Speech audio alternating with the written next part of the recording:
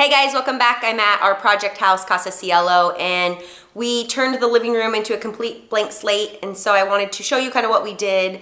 You do have to get creative to envision what it's gonna look like, because I know not everyone loves seeing something kind of in its raw, like middle form, but I think it's kind of fun to show you the process as it's gone from before, kind of mid, and then obviously way down the road I can show you the after, and you'll really appreciate how far it's come. So to start was demo. There was a soffit that ran along the whole side right here, and it was fairly easy to take down with the exception of just some drywall patchwork. It was really just there. It wasn't structural. It was just there for looks. I actually talked with the previous owners. So the previous owners lived here for 46 years, and I asked if it was original because my original idea that I wanted to do was actually take this ceiling up to the height of the rest of the ceiling. So most of the ceilings are 8 feet, and this one drops down a little bit.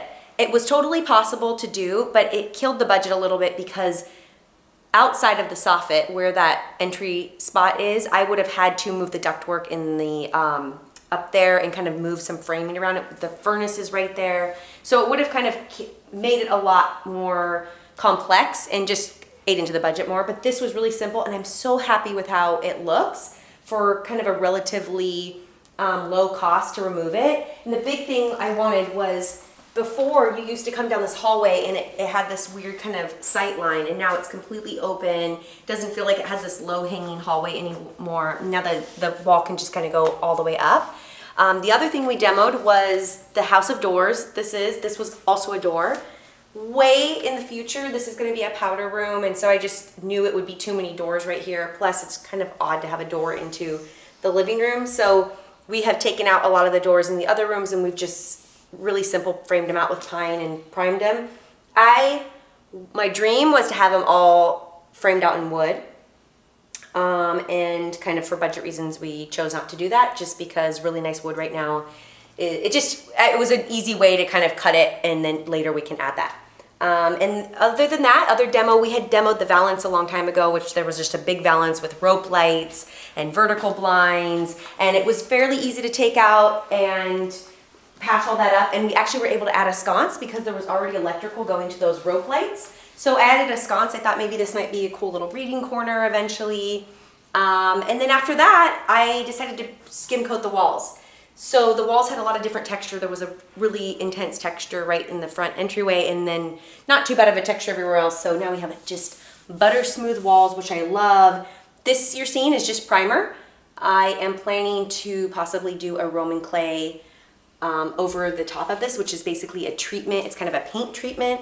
I'll show you a couple of my sample boards of it. It's pretty simple, actually. The product is right there. I've already went and picked it up. But this is kind of a rougher sample of it, and it gives just a texture. It's funny. So you smooth the walls to add texture, but it adds kind of a different texture. Another more like suede-like appearance of it is this board I have. It's funny because I love a crisp, clean, white room with high contrast furnishings. And right now this is such a blank slate that you're seeing. I mean, it's, you know, enveloped in white, and the problem is there's no texture in here yet, right? There's no wood. So eventually there'll be all the wood furnishings in here will really help ground it. But right now this feels really dark against having these white walls and everything. So I think I'm pretty sure I'll go with it, but I'm kind of testing it out in the entryway first just to see. But I've used this product before, and I've been really happy with how it goes on. And so that was why we skim coated the walls and made them smooth. I probably would have done it either way, but that was just the extra step. This has to go on smooth walls. Put new casings around the window that just was more modern. They were those really small kind of builder grade casings before. Actually left all the casings around the tall windows. And then the biggest difference for me was painting that ceiling white.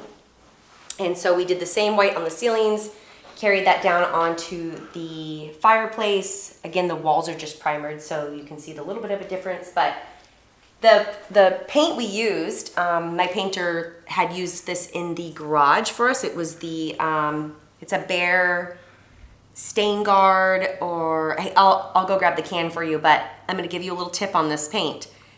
It does not dry flat. It dries actually with quite a bit of a sheen. For some reason, we don't notice it much on the ceiling. The tongue and groove ceiling, I think, looks great.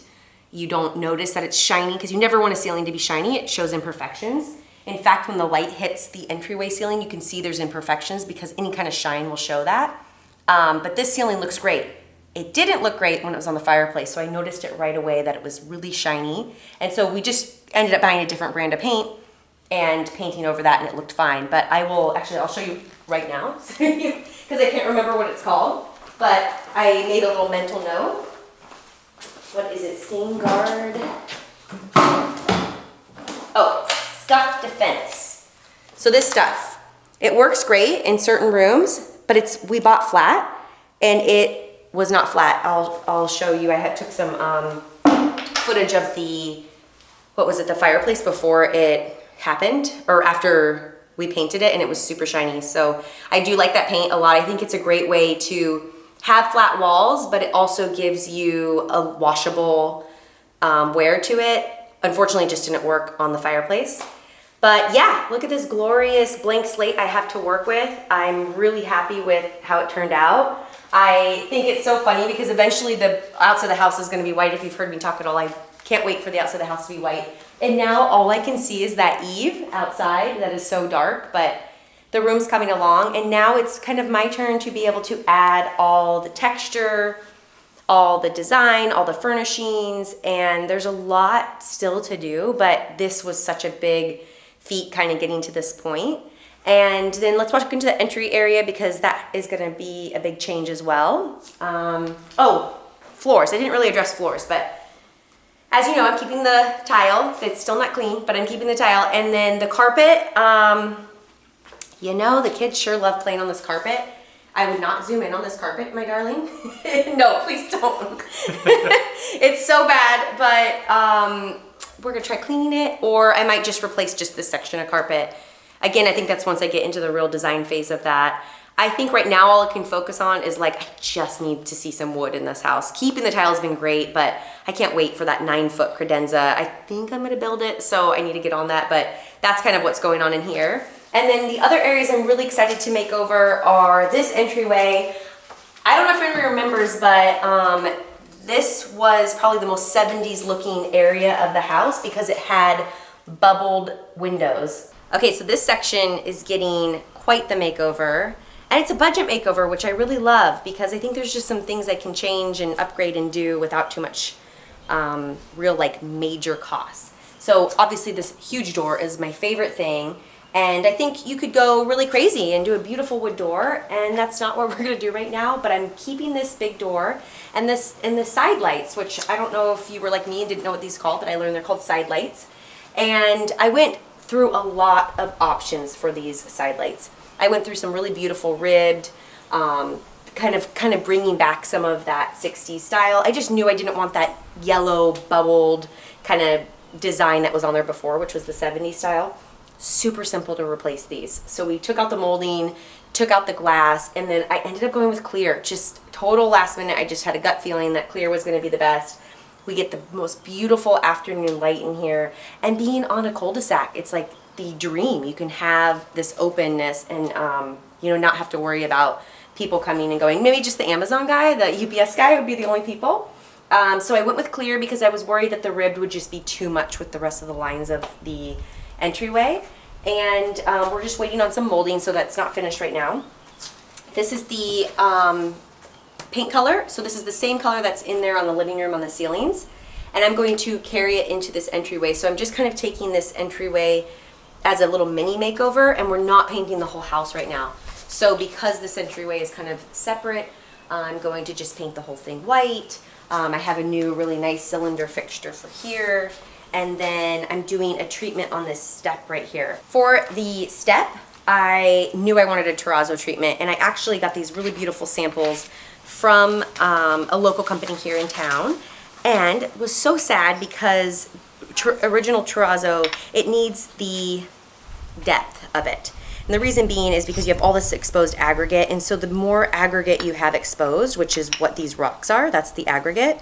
So you'll see this smaller aggregate, you don't need as thick of a piece because the rocks aren't as big. But I loved this look. I just loved it. But when you have you're not doing a new build, so this would be great for a new build. because you can just do the specs and the sizing. But renovation's a lot different because you really have to work with what you have. And we obviously would have ran into a really big problem doing that.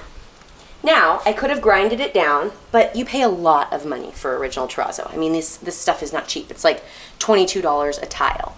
So I found a really beautiful kind of other option. So this is a porcelain terrazzo look tile. It's actually just printed. I went through 17 different samples until I came across this one. This is the best one I've seen on the market that has a matte feeling to it, so it doesn't feel shiny and cheesy. So it has a texture, so you're not going to slip on it entering into the house. And I think it did a really good job at looking terrazzo-like without being like cheesy looking. And this was $6 a square foot, so it was really friendly on the budget as well. And so these are 12 by 24 tiles. I'm just going to do a Schluter edge, which is basically just to help give a finished edge, and I'm actually going to run it down. And then these will just lay through here, and I think it gives a really kind of just updated look to it, and it will make it feel more modern. And I still get to have some terrazzo, even though it's not as authentic as I wanted it to be. I can save those terrazzo slabs for maybe a bathroom or somewhere else in the house. Paint is going to do wonders in this area, so it will be white, and then I'm going to carry a color here. To be determined. I've been testing a lot of colors, but I'll save that for a curb appeal update. And this door handle. Someone commented and said it was like Baroque looking. It's medieval. I don't know what you really want to call it, but what I like about it is it's unique. And so I'm going to create a unique custom door handle for it, and then want to do it out of wood. And so I'm just kind of still in the planning phases of what that will look like and how it will attach and have hidden screws. And so that will be here. That's kind of my job to work on, and I'll carry that on the other side as well. I'm really excited about that. Okay, and then like probably the last piece. I mean, I hope this is helpful for you to kind of see. I know not everyone loves like envisioning what it's gonna look like, but I think it's kind of fun to walk through where it can go, and I just love seeing the blank slate. But this other spot, this is a little cabinet. I don't know, I mean, it's kind of funny because I wonder if back in the day it was like where you put your DVDs and stuff. But I think it's a great spot to, again, incorporate some wood. So I'm going to do a built-in cabinet, either with a door or without a door. I'm pretty much thinking a door because I feel like I already have shelves that are exposed in here in our messy room as our son's, with us at work today. But yeah, I think that's going to be just a little linen closet, or maybe just house like small decor and stuff. And in the future, the other thing that will change is this fire. I love this fireplace. It's a pass-through fireplace, so you get the same on the other side.